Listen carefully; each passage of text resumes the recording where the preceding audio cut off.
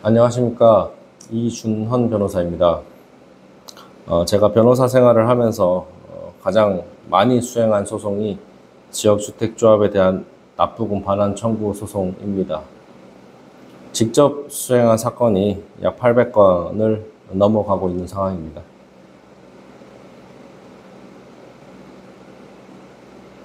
지역주택조합에 대한 납부금 반환 청구 소송에 있어서 제가 생각하는 일반론을 한번 정리해 보고자 이러한 영상을 촬영하게 되었습니다. 지역주택조합에 대한 납부금 반환 청구 소송은 그런 납부 행위 자체가 하자에 기초하여 이루어졌기 때문에 그런 하자를 바탕으로 납부금을 되돌려 받는 주장을 해야 될 것입니다. 그러한 하자의 기준 시점에 따라서 조합가입계약 체결 시점의 하자를 통해서 조합가입계약 자체의 무효 또는 취소를 주장하는 방법이 있을 것이고, 소송을 제기하는 현 시점에서 조합의 아파트 제공 의무가 이행 불능이 되었다는 점을 주장하며 납부금 반환 판결을 이끌어내는 방법, 이렇게 크게 두 가지 방향이 있다고 볼 수 있습니다. 첫째, 조합가입계약 체결 시의 하자 주장에 대해서입니다. 이러한 조합가입계약 체결 시의 하자 주장이 지역주택조합 납부금 반환 청구 소송의 거의 대부분을 차지한다고 봅니다. 조합가입계약 체결 시의 하자는 법원 판례가 주로 인정하는 부분들을 정리해 보자면, 크게 토지 확보율 기망과 안심보장증서로 대표되는 조건부 환불 약정의 무효성으로 인한 기망으로 볼 수 있습니다. 토지 확보율 기망에 대해서 먼저 살펴보겠습니다. 안심보장증서의 무효성에 대한 대법원 판결이 나오기 전까지 지역주택조합 소송에 있어서는 토지 확보율이 가장 중요한 주장 요소였습니다. 지역주택조합에 납부한 금원을 반환받기 위해서는 그 금원의 납부하게 된 근거인 조합가입계약 체결 자체 하자를 다투어야 하고, 법률적 주장으로는 조합가입계약의 무효 혹은 취소 두 가지로 정리해 볼 수 있습니다. 취소에 있어서는 기망 취소, 착오 취소 등이 중요한데, 지역주택조합 사업은 아파트를 짓는 부동산 건설 사업이니 필연적으로 토지 확보가 가장 중요한 부분이 될 수 있습니다. 토지 확보율은 지역주택조합 가입 여부를 고민하는 사람의 입장에서 현재 조합이 토지를 얼마나 확보하였는지에 따라서 지역주택조합의 사업 성공 확률이나 사업 시기, 추가 분담금의 발생 크기 등을 예상할 수 있기 때문에 매우 중요한 부분입니다. 이에 있어서 현재 부동산 시장에서 흔히 활용되는 기망수법은 제 개인적으로 생각하기에 다음과 같습니다. 아예 관련이 없는 다른 사업의 지구단위 계획 동의율, 혹은 해당 사업의 지구단위 계획 동의율, 혹은 해당 사업의 토지 사용 승낙서, 매매계약 체결 비율, 소유권 확보 비율, 이러한 유사한 형태의 토지 확보 비율 숫자를 여러 가지 법률 용어를 섞어가며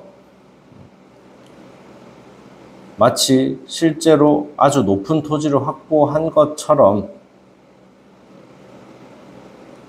지역주택조합을 가입하는 자가 이해하도록 하는 것이 일반적으로 토지 확보율 기반의 수법이라고 저 개인적으로 생각합니다.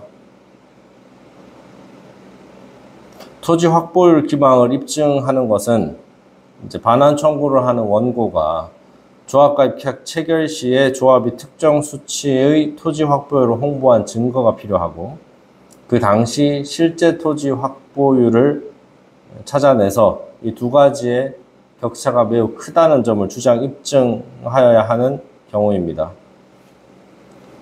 이러한 토지 확보율 기망을 주장하여 입증하기 위해서는 금전 청구를 하는 원고가 입증해야 되는 부분이 매우 많고 증거도 상당히 많이 필요한 경우가 많습니다. 다음으로는 소위 안심보장증서에 대한 내용입니다. 조합가입계약 체결 시에 이루어지는 조건부 환불 약정의 무효성으로 인한 기망주장입니다. 최근 5년 동안 지역주택조합에 대한 납부금 반환 청구 소송은 대부분이 안심보장증서로 인한 소송이 대부분입니다. 안심보장증서는 해당 증서상의 조건부 환불 약정이 문제가 됩니다. 법률적으로 정리해보자는 다음과 같습니다. 조합원이 조합가입 계약에 근거하여 지역주택조합에 납부한 금원은 조합의 재산이고 이는 비법인 사단인 지역주택조합의 총유물입니다.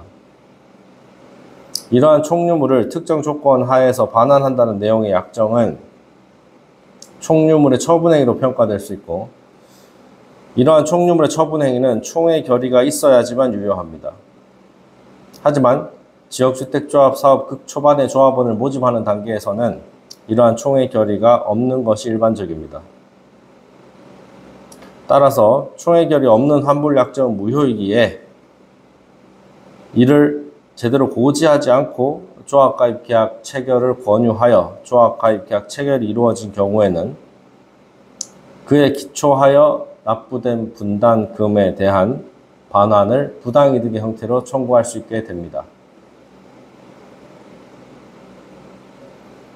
이런 안심보장증서의 무효성에 기초한 금전반환 청구에 대해서 일반적으로 피고 조합이 하는 주요 항변사항은 사후 추인 총회에서 해당 안심보장증서를 추인하는 결의를 하였다는 점과 그 총회에서 원고 본인이 그 결의에 찬성표를 던졌는지 여부, 찬성은 하지 않았지만 그 총회가 있은 후에 변경 계약서를 작성하였는지 혹은 큰 금원을 납부하거나 중도금 대출을 받았는지 여부,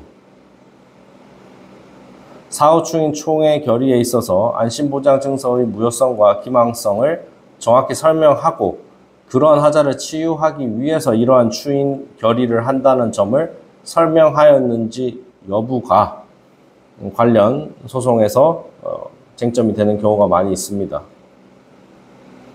또한 안심보장증서의 조건의 내용이 조합가입계약 체결 당시에 이미 성취, 불성취가 확정되었는지 여부, 이러한 부분도 가정적 의사를 통한 안심보장증서의 무효성 판단, 기망성 판단에 있어서 매우 중요한 부분이 됩니다.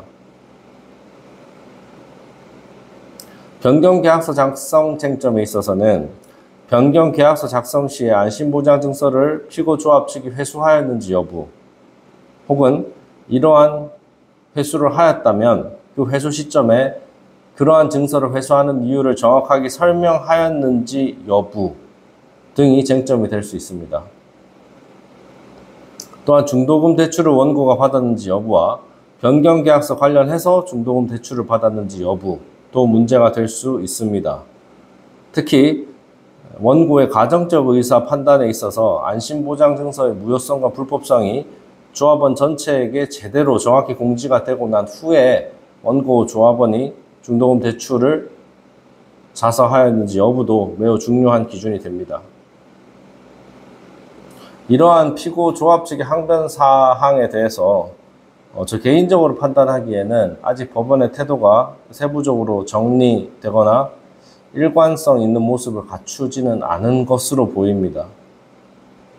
따라서 이와 같은 경우에는 같은 지역주택조합에 대한 반환 청구 소송이 관할 법원에서 어떠한 판결이 선행적으로 선고되었는지 그 내용을 확인하는 것이 새로운 소송을 제기함에 있어서 중요한 지침이 된다고 볼 수 있습니다.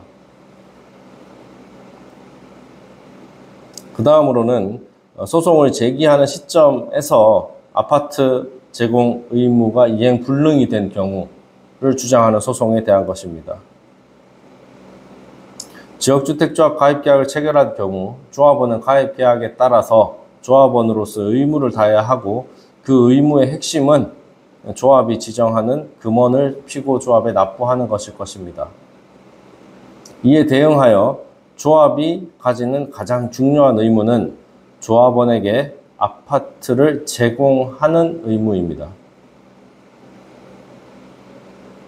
이러한 조합 측의 아파트 제공 채무가 이행 불능이 되는 경우가 생각보다 많이 있을 수 있습니다.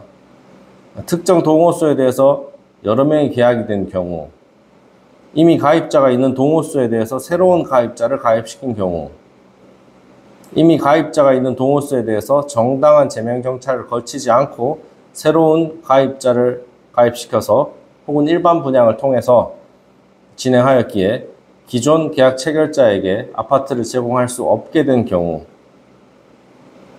관련 법률상 특정 숫자 이상의 세대가 가입자가 없어서 일반 분양을 해야 되는데 이 경우 관련 법률에 따라 공개 추천 모집을 해야 되는 경우이나 확실하게 일반 분양을 해줄 수 있는 것처럼 기망하여 주택법상 조합원 자격이 없는 자를 소위 임의 세대라고 하여 다량 가입시킨 경우에도 아파트 제공 의무를 조합 측이 이행할 수 없는 경우가 발생하는 대표적인 사례입니다. 이 경우 납부금 반환 판결이 선고된 경우가 제가 수행한 사건에도 다수 있습니다.